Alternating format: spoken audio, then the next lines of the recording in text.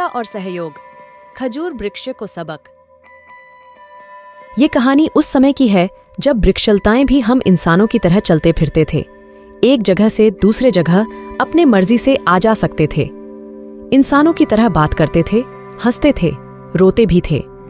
इंसान, पशु पक्षी और वृक्षलता सब एक साथ मिलजुल कर जंगल में रहते थे। धीरे धीरे इंसानों ने घर बनाया और वो पशु पक्षियों से अलग गांव और शहरों में रहने लगे।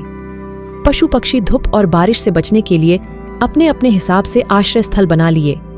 वृक्षलता खुला आसमान को ही अपना छत बनाया था। धूप और बारिश हो या आंधी तूफान हो, उन्हें ये सब हर बार सामना करना होता था। और हर बार कोई वृक्ष तूफान में गिर जाता था तो कोई पौधा बाढ़ में बह जाता था। प्रकृति के नाराजगी का सामना कोई न कोई वृक्ष को करना होता था। धीरे धीरे वृक्ष और लताओं की संख्या कम होने लगी। ये तो बहुत ही चिंता का विषय था। सबसे पुराना बरगद के वृक्ष ने एक सभा बुलाया। सभी वृक्ष लता उस सभा में शामिल हुए। आम का वृक्ष सबसे ज्ञानी था। उसने कहा, हमें भगवान ब्रह्मा जी को हमारी असुविधा के बारे में बताना चाहिए। सारे वृक्ष लता इकट्ठे होकर ब्रह्मा जी के पास पहुंचे और अपनी दुख के बारे में बताया। ब्रह्मा जी ने कहा, तुम सब विष्णु जी के पास जाओ, वो इस सृष्टि के पालनहार है, वही कुछ उपाय बता सकते हैं।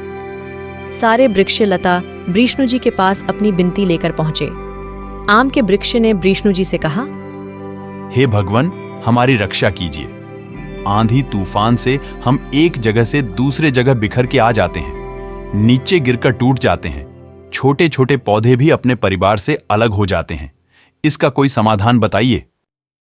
विष्णु जी ने कहा, ये तो बहुत गंभीर समस्या है। तुम सबका आकार भी मायने रखते हैं।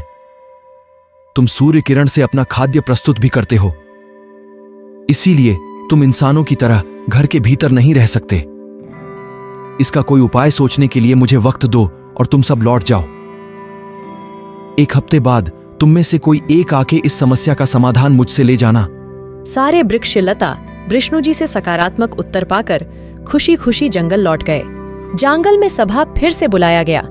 सारे वृक्ष लता पहुंचे। सबने ठीक किया कि खजूर का वृक्ष बहुत शांत स्वभाव का है। वो ही विष्णु भगवान के पास सभी वृक्षों की प्रतिनिधि के रूप में जाएगा। सारे वृक्षों ने इस बात की सम्मति दी। 1 हफ्ते बाद खजूर का वृक्ष विष्णु जी के पास पहुंचा। विष्णु जी ने कहा, तुम सब एक जगह अगर स्थिर होकर रह जाओ तो आंधी तूफान तुम्हें नुकसान नहीं पहुंचा सकेगा। एक काम करो, तुम सब अपने मूल को जमीन के भीतर ले जाओ, इससे तुम सुरक्षित बने रहोगे। यह बात खजूर के वृक्ष को सही लगा। वो विष्णु जी का धन्यवाद करके जंगल लौट आया। बाकी वृक्ष खजूर वृक्ष का बेसब्री से इंतजार कर रहे थे। नन्हे से तुलसी के वृक्ष ने खजूर के वृक्ष से पूछा, भैया, क्या कहा विष्णु जी ने? हमारे लिए कोई समाधान बताया? खजूर का वृक्ष बहुत ही स्वार्थी था। उसने कहा, नहीं, विष्णु जी व्यस्त थे, उन्होंने अगले हफ्ते आने के लिए कहा है। सारे वृक्ष निराश हो गए। फिर एक बार तूफान आया। फिर से वृक्षों में हाहाकार मच गया। कुछ वृक्ष बिखर कर कहीं चले गए, कुछ वृक्ष गिरकर टूट गए। तूफान के बाद आम के वृक्ष बाकी वृक्षों के हालचाल पूछने के लिए निकला। उसने पाया कि सारे वृक्ष लता टूटे फूटे थे, लेकिन खजूर का वृक्ष एकदम सही सलामत था। ये देखकर आम का वृक्ष हैरान हो गया। उसने अन्य वृक्षों को साथ लेकर खजूर के वृक्ष के पास गया और इस बारे में पूछा। खजूर के वृक्ष ने कहा कि वो इस विषय में कुछ नहीं बता सकता। सारे वृक्षों ने तय किया कि विष्णु जी से इस बारे में पूछेंगे। पूछने पर विष्णु जी ने कहा, तुम सबको मैंने कहा था कि अपना मूल को जमीन के अंदर ले जाना। तुम सब मेरी बात क्यों नहीं माने? सारे वृक्ष हैरान थे। आम के वृक्ष ने कहा, क्षमा करें भगवान, खजूर के वृक्ष ने इस बारे में हमें कुछ नहीं बताया। हमारे दोस्त और रिश्तेदारों को हम तूफान की वजह से खो दिए। विष्णु जी ने कहा, इसका दंड खजूर वृक्ष को मिलना चाहिए। तुम सब तय करो उसके लिए कौन सा दंड सही रहेगा।